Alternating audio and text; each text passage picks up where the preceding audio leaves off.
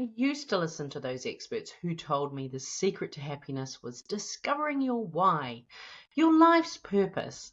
I bought the books, I went to the courses, I meditated on it, journaled on it, but I never found the singular purpose. What I found was that I wanted to experience life. I wanted to learn about things, to grow, to love, to laugh. I didn't want to be tied to one grand purpose. That wasn't my motivation. The more I delved into this, the more I realized that the pursuit of the singular purpose actually can be a distraction, a sneaky saboteur, because it feels like something that should be done. But in seeking the purpose, often we miss out on living the life. Today we're talking about a new way of defining your life and the simple steps you can take to create a life filled with joy and wonder. Let's get started, shall we?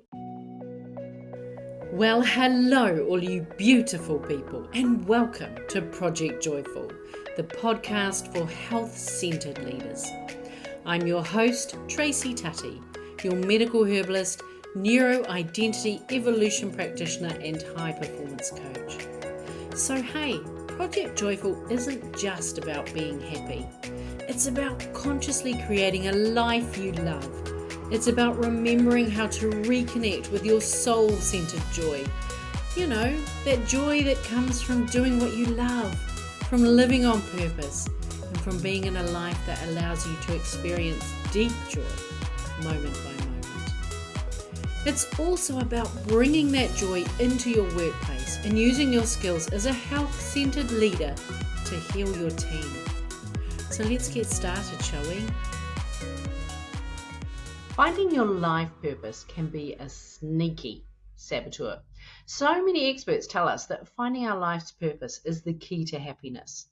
So we buy the books, we go to the courses, we do the 7 layers down questions in a quest to discover our life's purpose. Why am I here? What am I meant to be doing? In the meantime, while we're doing all that journaling, we spend all that time gazing at our navel and trying to work out why we're here and what our big purpose is. Life passes us by. And before you know it, another year has gone by. I mean, how fast has this year gone? We're still trying to work out what our purpose is. Next year will be different. If only I knew what I was meant to do with my life. Now I get it. I've filled those journals. I've spent hours gazing at my navel, wondering what I'm meant to be doing. But here's the thing. Focusing your energy on finding your purpose is a distraction. What if instead of finding your giant big purpose, what if your life was actually made up of lots of little moments of purpose? What if your purpose changed day by day, moment by moment? What if it was based on who you were being in that moment, or who you were with, what you were doing? What if there isn't this big grand purpose? What if we're all here to experience life, to live, to love, to learn, and to heal? All of those require a different purpose, don't they? I was listening to Kathy Hallett the other day, and she talked about us being someone and nobody. And I like that. Knowing that I'm some part of oneness or consciousness or the universe, however you choose to describe it. And I'm not actually my body. I'm simply a spiritual being housed in a body. And this idea creates space in my musings. It's not that I'm feeling left behind anymore. No racing to the finish line. Just being present, experiencing life with all the ups and downs that it brings. So I'd like to invite you to spend some time, instead of searching for that big purpose, that big why, that big aha, like many of the experts encourage us to do, spend some time getting to know what matters most to you. What feels good in your body? If you had $1 gazillion in the bank, how would you spend your day, after that initial excitement of having $1 gazillion is worn off, after you've checked that ATM 64,000 times? What would you be doing? Is it having enough energy to get through the day so that when you get home you can be present with the people you love? Rather than collapsing on the couch with a glass of wine and 4 hours of Netflix ahead of you, too exhausted to connect with somebody you care about?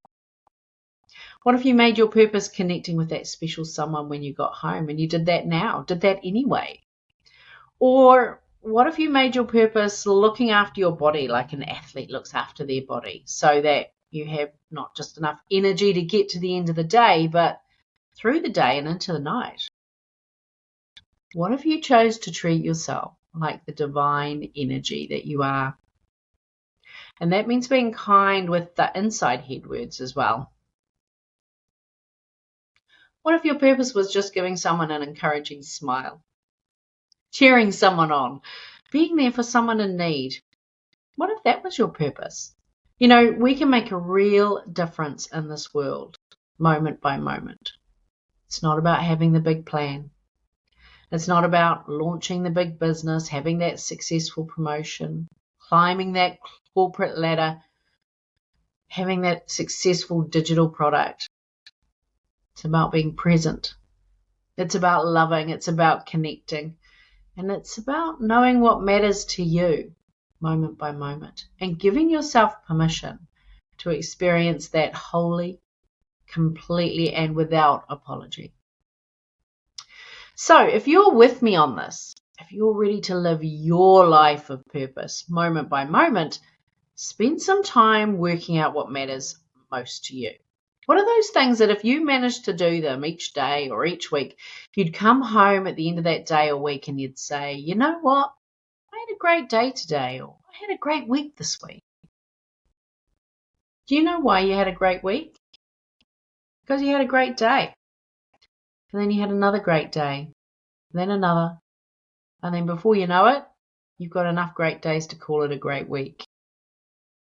And do you know what makes a great day? You had a great hour, and then you had another great hour. You had more great hours in that day than not so great hours. Because it's not allowed it being up all the time and joy and peace, and it's about having more good times than you do the low times. And what if life was just that simple? Imagine all the energy it would free up in our lives if we spent less time worrying about our big purpose, more time doing those things that matter. I'd like to invite you to take a moment, put your hand on your heart and breathe slowly, lovingly, deeply. Thank you, body, for carrying me through this life. Today we're going to do something that feels good to you, body. What would you like to do? Now wait for your body to tell you what it wants and go do that. Sending you lots of love. Bye for now. Hey, thanks for listening to today's podcast. Can I ask you a favour? If our conversation spoke to you today, could you please take a moment to leave a 5-star review? Your review will help people discover this podcast, and together we can create a world where there's even more love and more laughter.